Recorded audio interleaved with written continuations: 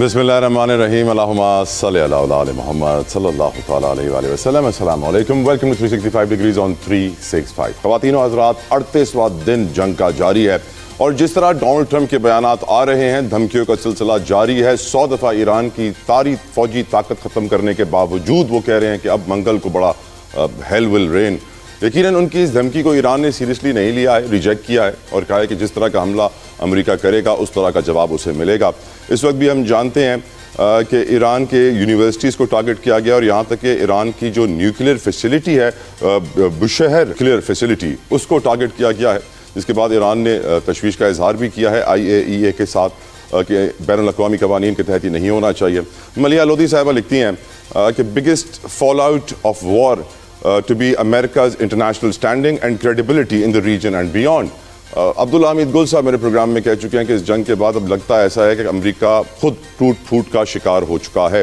Donald Trump की धमकी, Tuesday will be power plant day and bridge day all wrapped up in one in Iran, there will be nothing like it, और बेहुदा ज़ुबान भी इस्तेमाल की है। उसके बाद बहुत सारे अमेरिका के अपने सियासतदान मजम्मत कर रहे हैं। बर्नी सैंडर्स कहते हैं कि उन मेंटली अनबैलेंस्ड इंडिविजुअल हैं डोनाल्ड ट्रंप, ज़हनी तवाज़ुन उनका ठीक नहीं। बर्नी सैंडर्स खुद ये कह रहे हैं, अमेरिका के खुद सेनेटर्स भी ये कह रहे हैं, सियासतदान भी ये कह रहे हैं और डोनाल्ड ट्रंप के लिए मुश्किलात बढ़ती जा रही हैं।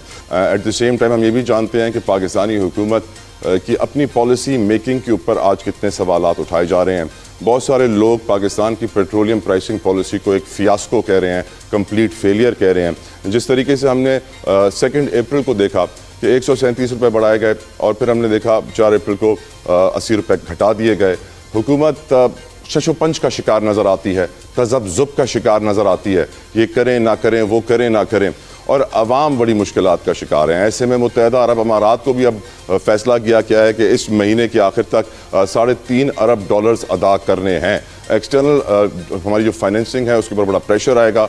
एक्सटर्नल पोजीशन हमारी अदायगियाँ, बैरूनी अदायगियाँ बहुत ज़्यादा आ गई हैं। हम जानते हैं कि 97-98 से मुत्तहदा अरब अमारात से पैसे ले रहे हैं और फिर उनको रोल ओवर किया जा रहा है। 2018 में दोबारा लिए गए, बार बार रोल ओवर किया जा रहा था, लेकिन अब मुत्तहदा अरब अमारात ने कह दिया है कि जंग की सूरत हाल में हमें भी पैसों की ज़रूरत है, इसलिए अदायगियाँ की जाएँ। और अब ये अदायगियाँ की जा रही हैं और हमारी हुकूमत ही समझती है कि हमारे दूसरे दोस्त ममालिक इंक्लूडिंग सऊदी अरेबिया में भी चाइना हमें पैसे दे दें इस बजट के एंड से पहले, और बहुत ज़रूरी है कि ये बजट के एंड से पहले ये पैसे आ जाएं ताकि पाकिस्तान की फिस्कल पोजीशन, फाइनेंशियल पोजीशन, माशी हालात कंट्रोल में रहें। एट द सेम टाइम मजमूई अगर हम हालात की बात करें, मुल्क की सियासत की बात करें, तो 28वीं तरमीम फिर गर्म हो गई है। वही बातें, अलग सूबे बनाए जाएंगे, NFC के अंदर कटौती की जाएगी। यकीनन ये बहुत बड़ी बात है और बताया जा रहा है कि बजट से पहले किया जाना है ये सब कुछ, ताकि बजट में जो नंबर्स फोरकास्ट में शामिल किए जाएं वो 28वीं तरमीम के रद्दो बदल के बाद जो फार्मूला तय हो रहा है उस पर किए जाएंगे। गुफ्तगू का आगाज़ करूँगा विदाउट एनी फर्दर डिले, अपने मेहमानों को इंतजार नहीं करूँगा। मेरे लिए बहुत मौजूद हैं, मेरे साथ मौजूद हैं सिंध के वज़ीर IT हैं, किसी तारुफ के मोहताज नहीं है, नौजवान सियासतदान हैं, पाकिस्तान पीपल्स पार्टी को रिप्रेजेंट कर रहे हैं। अली राशिद साहब, अस्सलाम वालेकुम, बहुत शुक्रिया आपके वक्त के लिए, जज़ाकल्लाह खैर। मेरे साथ मौजूद हैं पाकिस्तान तहरीक इंसाफ के रहनुमा मियां आमिर मुग़ल साहब, अस्सलाम वालेकुम व रहमतुल्लाह, बहुत शुक्रिया आपके वक्त के लिए। मेरे साथ मौजूद हैं PMLN के रहनुमा अली गौहर बलोच साहब, किसी तारुफ के मोहताज नहीं, हमेशा अपना वक्त हमें देते हैं। Always obliged and honoured to have you on the show. Discussion का आगाज़ करेंगे। अली राशिद, आप माशाल्लाह से गल्फ की सूरत हाल से भी कनेक्टेड हैं, दुनिया बदल रही है। डोनाल्ड ट्रंप के जो बयानात हैं, जिनको लोग ब्लफ कहना शुरू करते हैं कि डोनाल्ड ट्रंप ब्लफ करते हैं और फिर मुकर जाते हैं, अपनी स्टेटमेंट से कंप्लीट यू टर्न ले लेते हैं, उनके अपने पॉलिटिशियंस ये कह रहे हैं कि ही इज़ मेंटली अनबैलेंस्ड। आपकी नज़र में डोनाल्ड ट्रंप दुनिया को किस तरफ लेके जा रहे हैं इस जंग के ज़रिए? ये जंग किस डायरेक्शन में जारी है? एंड ऑफ कोर्स पाकिस्तान का इसमें सालसी का किरदार बहुत इंपॉर्टेंट है, काबिल तारीफ़ है, उसके ऊपर भी गुफ्तगू कीजिएगा। अली राशिद साहब। देखें, बिल्कुल इसमें कोई दो राय नहीं है कि चीज़ें जिस तरफ जा रही हैं वो किसी के फ़ायदे में नहीं है, ना अमेरिका के, ना मिडल ईस्ट के, या किसी, बिकॉज एक आम शहरी किसी भी मुल्क का वो तेल की प्राइसेस से, इन्फ्लेशन से इफेक्ट होगा। द वर्ल्ड ग्लोबल रिसेशन में भी जा सकता है, जो इकोनॉमिस्ट हैं इंटरनेशनल वो ये बात भी कर रहे हैं, and nothing good can come out of it. And Trump ने जिस तरीके से इन चीज़ों को हैंडल किया, या आप कह सकते हैं मिस हैंडल किया, वो भी ढकी छुपी नहीं है। आई थिंक इंटरनली जो किंग्स मार्च ट्रंप के खिलाफ निकाला गया यूनाइटेड स्टेट्स में, وہ سب کے سامنے ہے. دس از اور پیپل آر ناٹ انڈرسٹینڈنگ کہ وہ جس قسم کی گفتگو کر رہے ہیں, لینگویج یوز کر رہے ہیں, لوگوں نے اس پہ بھی کافی ان کو کنڈیم کیا ہے کہ is he of sound mind, is he stable. اس لیے کوئی اسٹیبل آدمی تو ایسا کام نہیں کرتا ہے. اور ایران میں جو بھی وہ اپنے ان کا آبجیکٹو کیا تھا وہ بھی کسی کو کلیئر نہیں ہے. وہ کبھی کہتے ہیں ریجیم چینج تھا.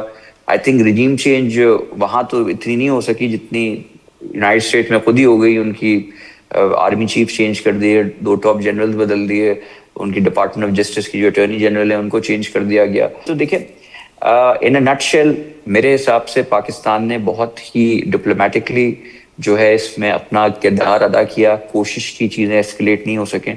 مگر یہ تو پوری دنیا لگی ہوئی ہے. مگر پاکستان نے فرنٹ فٹ پہ آ کے, آپ دیکھیں اگر ایران نے اپنے بارڈرنگ جتنی بھی کنٹریز ہیں وہاں سب جگہ جو اس پہ بارڈر یا قریب میں سب پہ اٹیکس کیے ایکسیپٹ پاکستان. تو اٹ گوز ٹو شو کہ دیکھیں ہمارے ان سے بھی اچھے تعلقات ہیں, امریکہ سے بھی اچھے تعلقات ہیں, اور ریجن میں بھی ہم چاہتے ہیں کہ ایک پیسفل. اور پاکستان جس نہج پہ کھڑا ہوا ہے ترقی کے, اسٹاک مارکیٹ کو آپ نے دیکھا, انٹرسٹ ریٹس نیچے آئے ہوئے, پیٹرول جو اپنا ڈالر ہے وہ کنٹرول ہوا تھا کسی ٹائم سے, وہ سب چیزیں ڈسٹرب ہو رہی ہیں. تو یہ ہمارے بھی نیشنل انٹرسٹ میں نہیں ہے کہ مزید چیزیں بگاڑ کی طرف جائیں. But let's hope for the best. اس ساری چیزوں میں پریز بی ٹو اللہ. تو ٹرمپ صاحب نے کہہ دیا یہ چیز, سوائے اس کے تو اور کوئی اچھی چیز مجھے ان کے میسیجز میں دکھائی نہیں دی. بٹ مجھے افسوس اس بات پہ ہوا کہ جس ٹویٹ میں وہ پریز بی ٹو اللہ لکھ رہے ہیں اس میں وہ 2 گالیوں کا بھی ذکر کر رہے ہیں. سیڈلی ایک پریزیڈنٹ کو ایسی لینگویج کبھی یوز نہیں کرنی چاہیے. With your permission and move forward. Aamir Mughal صاحب, آپ کی نظر میں جو لوگ بہت سارے ایک تنقید کر رہے ہیں کہ فیول پرائسز کی صورتحال میں حکومتی پالیسی تذبذب کا شکار نظر آئی, کنفیوژن کا شکار نظر آئی, ایک رات پیسے بڑھتے ہیں دوسری رات پیسے گھٹتے ہیں. آپ کا اوپینین مغل صاحب؟ جی, سب سے پہلے آپ کا شکریہ تاج توئی صاحب. دیکھیں آپ نے جو بات کی نا, ٹرمپ جو ہے وہ ایک مطلب اب دنیا میں وہ کھل کے وہ سامنے آ گیا, وہ ایک ذہنی مریض ہے. آج جو اس نے کل اس نے جو گھٹیا ترین لینگویج استعمال کی ایرانیوں کے لیے اور جو ان کو گالیاں دی, تو مطلب یہ تو کسی عام انسان کو بھی زیب نہیں دیتا. اور پھر جو وہ ظلم کر رہا ہے پوری دنیا کو پتا ہے کہ اس نے ایک جنگ جو ہے امپوز کی ہوئی ہے, ایران پہ مسلط کی ہوئی ہے.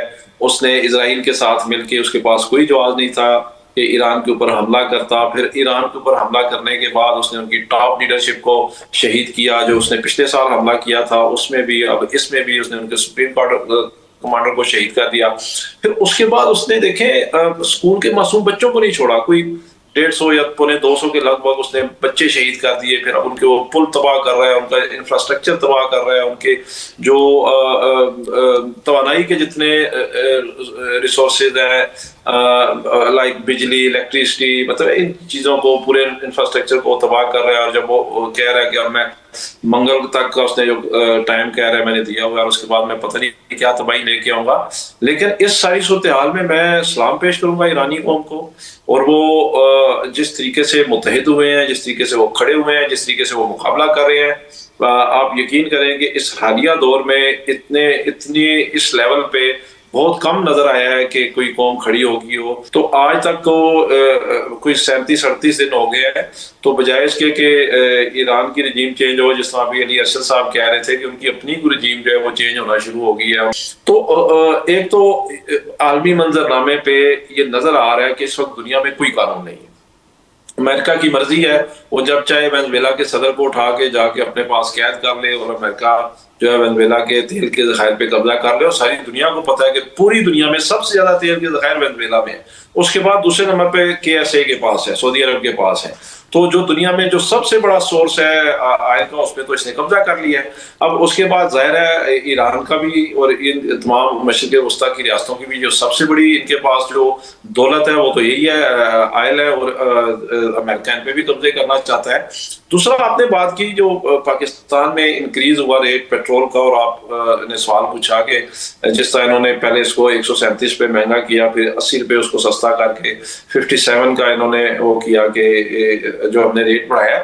میرے خیال میں طلحہ جتوئی صاحب میں اس کا تھوڑا سا کمپیریزن ڈرا کروں گا آپ کے سامنے.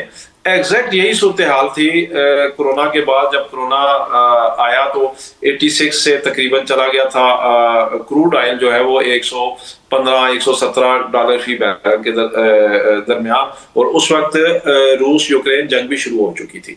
تو اس وقت ڈالر کا ریٹ تھا 172 کے اراؤنڈ اباؤٹ تھا ہماری جب گورنمنٹ تھی. تو عمران خان نے کیا کیا کہ پیٹرول پر ٹیکس صفر کر دیا. تو جب ٹیکس صفر ہوا تو یہ ہمیں کاسٹ کرتا تھا گورنمنٹ کو 150-60 پہ, تو عمران خان نے اس کو فکس کر دیا. اب اس وقت سب سے پہلے تو ان کی نااہلی سے نا ڈالر چلا گیا 172 سے 282 پہ یا 285 پہ. تو اگر آپ ابھی بھی کمپیریزن ڈرا کر کے دیکھیں, آج بھی اگر یہ اس مشکل وقت میں عوام پہ ٹیکس کا بوجھ نہ ڈالیں اور جتنے کا پیٹرول ان کو مل رہا ہے اتنے کا ہی قوم کو دینا شروع کر دیں, تو آج بھی اگر ڈالر کا ریٹ ہمارے ٹائم کا ہوتا ہے 172, تو آج بھی قوم کو 150-60 کا پیٹرول دے سکتے تھے. لیکن ڈالر جو سراسر علی گور صاحب کی اور علی ارشد صاحب کی پارٹیوں کی نااہلی کی وجہ سے 172 سے 282 پہ چلا گیا, تو آج بھی آج کے ڈالر ریٹ کے حساب سے اگر یہ دیں اور اس پہ ٹیکس نہ لگائیں تو آج بھی پیٹرول جو ہے وہ 250 کے اراؤنڈ اباؤٹ یہ دے سکتے ہیں قوم کو. تو اس کے اوپر جو ٹیکسز ہیں, یعنی کہ انہوں نے ٹیکس لگائے ہوئے تھے 211 روپے پر لیٹر پہ. میں آپ کو بالکل سمرائز کر کے بات بتا رہا ہوں. اب 211 میں سے انہوں نے 180 کم کر دیے, تو اس وقت بھی یہ قوم سے 130-40 روپے فی لیٹر پہ لے رہے ہیں, ٹیکس لے رہے ہیں. وہ کس کے لیے لے رہے ہیں یہ سن لیں. وہ اس لیے لے رہے ہیں کہ ان کے اسپیکر کو 50 لاکھ تنخواہ ملے, جو کہ فارم 47 کا جعلی اسپیکر ہے. ان کے سینٹ کے چیئرمین کو 50 لاکھ تنخواہ ملے, جو فارم 47 کا جعلی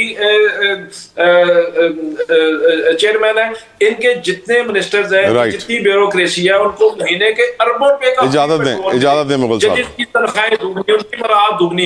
یہ جو ٹیکس پیٹرول پہ لگایا گیا ہے یہ کوئی عوام کے لیے نہیں لگایا گیا, یہ اشرافیہ کی مراعات کے لیے لگایا گیا, ان کو لوٹ مار کے لیے لگایا گیا, چونکہ یہ عوامی حکومت نہیں ہے. اجازت دیں میں حکومتی نمائندے کی طرف بڑھوں. علی گور بلوچ صاحب, حضور جنگ 38 دنوں سے جاری ہے جس میں ایک دن کا سیز فائر نہیں ہو پا رہا ہے. علی گور بلوچ صاحب, یور اوپینین سر. بسم اللہ الرحمن الرحیم. دیکھیں بات یہ ہے کہ پاکستان کی جو اس وقت عزت ہے, پاکستان کی جو اس وقت ظاہر ہے کہ جو سارا اس جنگ کے دوران جو پاکستان کی حکومت کا, پاکستان کے پرائم منسٹر کا, پاکستان کے سپہ سالار کا, پاکستان کے وزیر خارجہ کا جو دانش مندانہ کردار ہے, اس کو پوری دنیا جو ہے وہ عزت کی نگاہ سے دیکھتی ہے. ماں سوائے چند وہ لوگ جن کو آپ ولاگرز کہتے ہیں اور باہر سے بیٹھ کر ڈیجیٹل دہشت گردی میں ملوث ہیں, وہ آپ کو پاکستان کے خلاف کہیں نہ کہیں بکواس کرتے ہوئے نظر آتے ہیں. تو میں سمجھتا ہوں کہ بائی اینڈ لارج تو اس وقت جو ہماری حکومت کی جو اسٹریٹجی اور ہماری لیڈرشپ کی جو ہے وہ قابل تعریف ہے, اور اس میں ظاہر ہے پوری اتحادی جماعتوں کی لیڈرشپ کو بھی کریڈٹ جاتا ہے, جس میں زرداری صاحب کی مشاورت بھی یقینی طور پر شامل ہے. آپ نے دیکھا کہ ایسے حالات میں کہ اس وقت پاکستان کے چائنا کے ساتھ اچھے ریلیشن ہیں, امریکہ کے ساتھ اچھے ریلیشن ہیں, سعودی عربیہ کے ساتھ اچھے ریلیشن ہیں, یو اے ای بھی ٹھیک ہے, اور اس کے ساتھ دیگر ہمارے ممالک جو ہیں. ایک وہ وقت تھا جس کے قصے ابھی بیان کیے جا رہے تھے, تو ہم اپنے خارجہ محاذ کے اوپر تنہائی کا شکار ہو چکے تھے. سعودی عربیہ کے جو کنگ تھے انہوں نے اپنا جہاز واپس منگوا لیا تھا, چونکہ موصوف بانی پی ٹی آئی جہاز کے اندر تھے ان کو, اور وہ ریکارڈنگ ساری ان تک پہنچ گئی. یہ امریکہ پہنچے, انہوں نے کہا یہ جہاز واپس بلا لو. دوسری بات یہ ہے کہ جس طرح سے انہوں نے چائنا کا سی پیک پروجیکٹ ان لوگوں نے بند کر دیا تھا, اور یو اے کے ساتھ بھی ان کے ریلیشن خراب تھے. تو یہ مطلب ہے کس بات پہ لوڈیاں ڈالتے ہیں. اس وقت پیٹرول جو ہے وہ بین الاقوامی لیول پہ جو مہنگا ہے, اور تمام ممالک میں اس کی قیمتیں زیادہ ہیں, اور یہ ایک جھوٹا پروپیگنڈا کرتے ہیں جو پاکستان میں ان سے مہنگا ہے. آپ کمپیریزن ابھی نیٹ سے نکال لیں. ہاں میں یہ نہیں کہتا کہ تمام ممالک سے ہوگا, لیکن کچھ ممالک میں اگر آپ وہ کریں تو وہ ہم سے بھی مہنگا ہے. تو آپ یہ مانتے ہیں بلوچ صاحب, آپ یہ مانتے ہیں کہ ایک دن بڑھانا دوسرے دن گھٹانا ناکامی کا بھرپور اظہار ہے؟ نہیں, کوئی ناکامی نہیں. یہ بڑھائے ہوئے ریٹ بھی بالکل ظاہر ہے ایک بین الاقوامی ایک پریشر ہے ہماری اس پر اکانومی کے اوپر، اور وہ بالکل انہوں نے ٹھیک بڑھائے تھے حالات کے مطابق، لیکن ظاہر ہے کہ جب لوگوں کی طرف سے یہ آواز گئی کہ یہ بوجھ بہت زیادہ ہے، تو اس میں پرائم منسٹر صاحب نے بہت مہربانی کی، نہ صرف پیٹرول کی قیمتیں کم کی بلکہ اور دیگر ریفارمز کی۔ پنجاب کے اندر آپ نے دیکھا کہ پبلک ٹرانسپورٹ جو ہے وہ مریم صاحبہ نے بالکل فری کر دی۔ مرکز میں بھی جو ہے مطلب ہے کہ جو چھوٹے بائکس والے ہیں یا دیگر چیزیں یا ٹرانسپورٹ والے ہیں یا ریلوے کے ہیں، ان میں بھی بہت اچھے گورنمنٹ نے اقدامات کیے ہیں۔ تو لہذا ان حالات میں اور لاک ڈاؤن کی طرف نہیں گئے، صرف ٹائم مینجمنٹ کر رہے ہیں، لیکن میں یہ گزارش کروں گا کہ ان کو کچھ ہوش کے ناخن لینے چاہیے۔ یہ پاکستان کے مخالف کیوں ہوتے ہیں جب بھی پاکستان میں مشکل وقت آتا ہے؟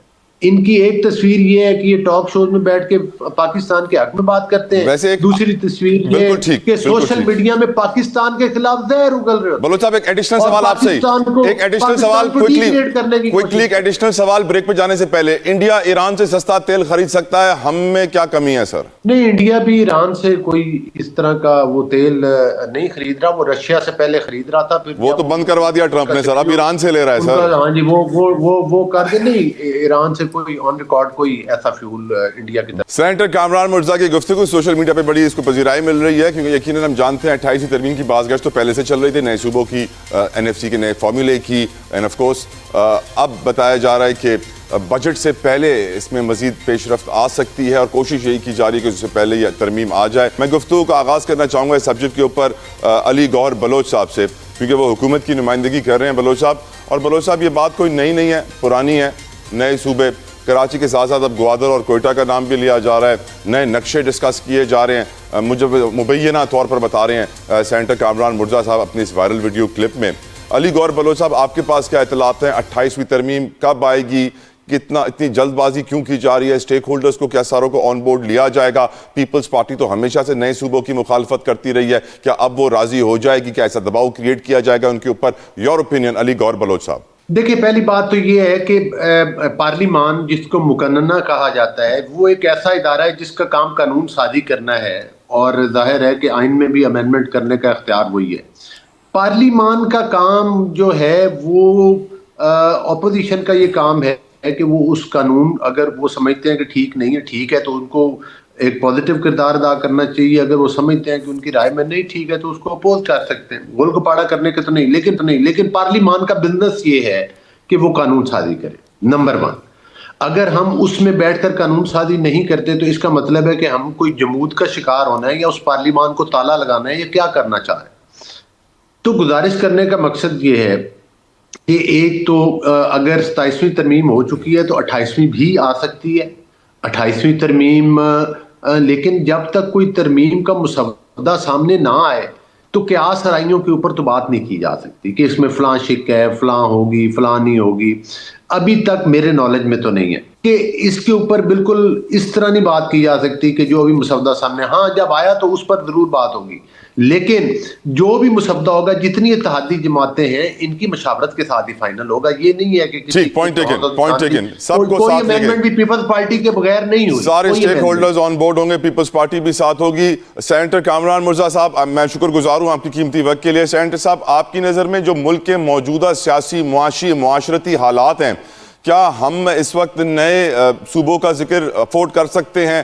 کیا سیاسی معاملات، پیپلز پارٹی جیسی جماعت جو مخالفت کرتی آئی ہے، کیا آپ کو لگتا ہے موجودہ ہائبرڈ نظام میں ان کو ٹھنڈا کر دیا جائے گا؟ سینیٹر کامران مرزا صاحب، کیونکہ آپ کی ویڈیو بھی بڑی وائرل ہے تو آپ کے ویوز بڑے امپورٹنٹ ہیں سر۔ ایسا ہے کہ یہ وقت نہیں ہے کہ صوبوں کی بات کی بھی جائے، بنانا تو یہ دور کی بات ہے، صرف اس بات کو کرنے سے جو ہے آپ مزید ڈسٹربنس کا شکار ہو جائیں گے۔ آپ کے 2 صوبے اس وقت بہت زیادہ ڈسٹرب ہیں، اور جب یہ بات آئے گی تو یہ ڈسٹربنس تیسرے صوبے میں بھی شاید چلی جائے، چوتھے صوبے میں کوئی اتنی بڑی شاید مصیبت نہیں آئے گی، مگر 3 صوبے آپ کے جو ہے مسائل کے شکار مزید ہو جائیں گے، اور اس کا نتیجہ جو ہے ملک کے لیے اچھا نہیں ہوگا۔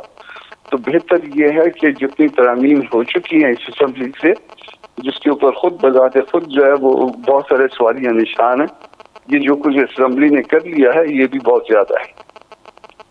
اور سر، جو اسمبلی میں ہو رہا ہے، کیا آپ کو لگتا ہے یہ عوامی رائے ہے, عوام کی ڈیمانڈ ہے, پاکستان کی ضرورت ہے, یا پھر اشرافیہ کی ضرورت ہے جو ہو رہا ہے اسمبلی کے اندر؟ حضور یہ جو اسمبلی میں ہو رہا ہے, اگر تو عوام کے نمائندے ہوتے ٹرو سینس میں تو پھر ایسا نہیں ہونا چاہیے تھا. پھر پبلک تک جو ہے نا وہ عام اگر مشکلات ہیں تو مشکلات اشرافیہ بھی بیئر کرتی اور اس کے بعد جو ہے نا پھر عوام تک آتی.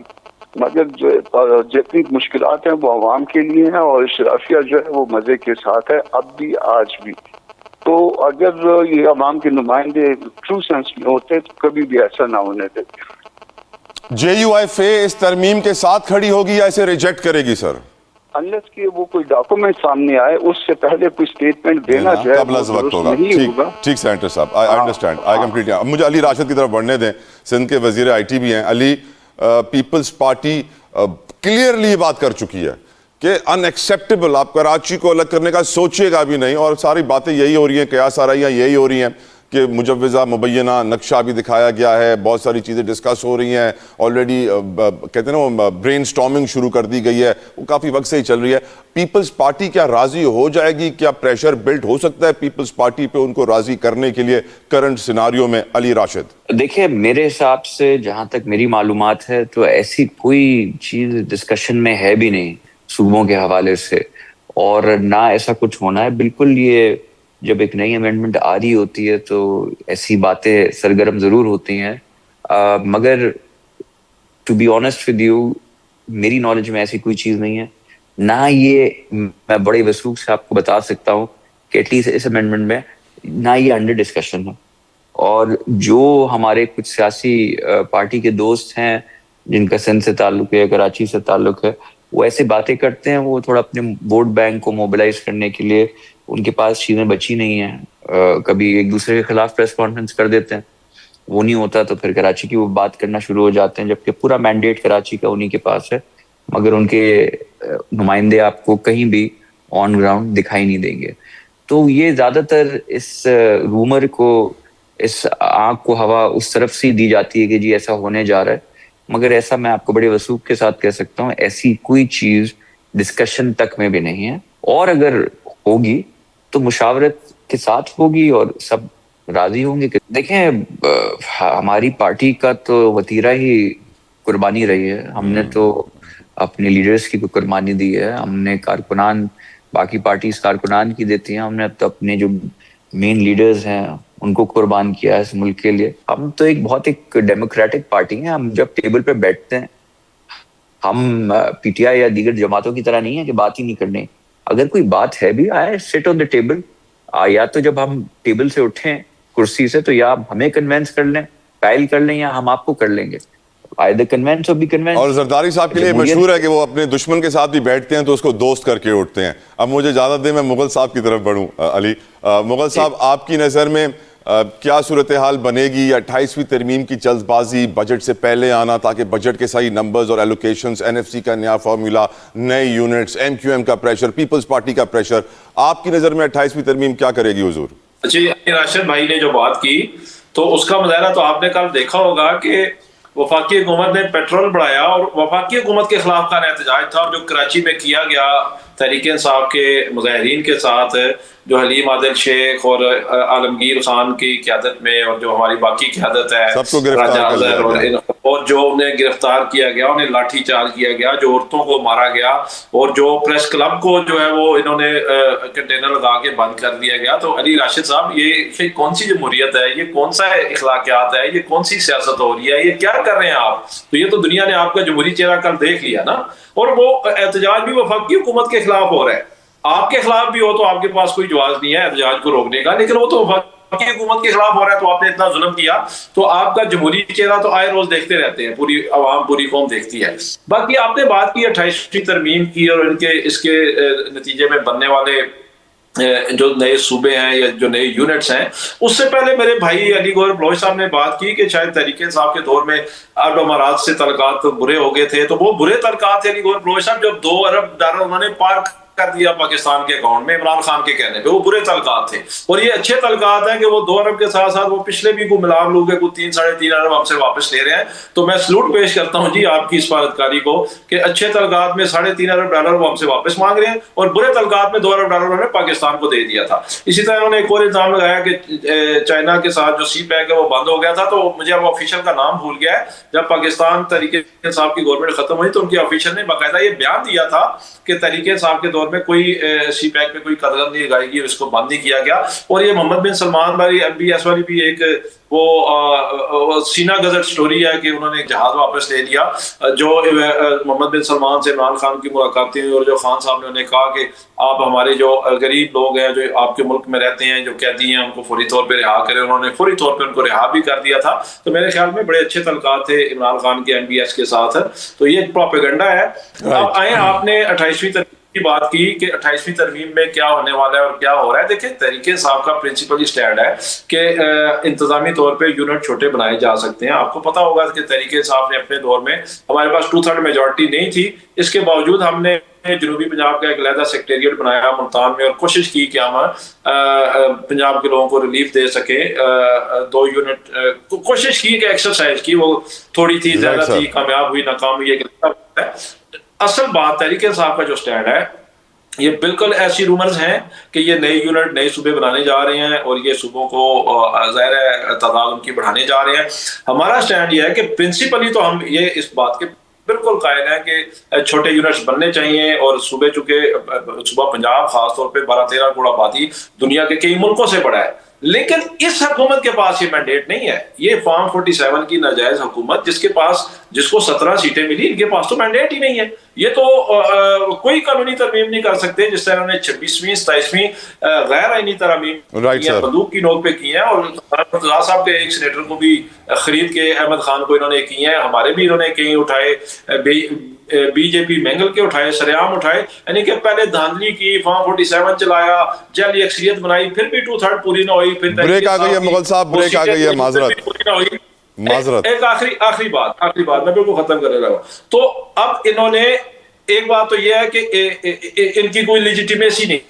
دوسری بات یہ ہے, یہ جو کہہ رہے ہیں ہم سوچیں گے, ہم مشورہ کریں گے, ہم یہ کریں گے, کچھ بھی نہیں کریں گے. جو صاحب ادھر سے ایک ڈرافٹ آنا ہے جس طرح 26ویں اور 27ویں ترمیم کا آیا تھا, مائی باپ نے بھیجنا ہے. ان کی جرت نہیں ہے لائن پہ لگ کے جو کچھ لکھا ہوگا. ملک کے معاشی حالات, ہم جانتے ہیں کہ $3.5 ارب کی ادائیگی متحدہ عرب امارات کو کی جانی ہے اور حکومتی وزیر حنیف عباسی صاحب کا ایک بیان سوشل میڈیا پہ بڑی پذیرائی حاصل کر رہا ہے. پاکستانیوں کا حنیف عباسی کے نام پیغام.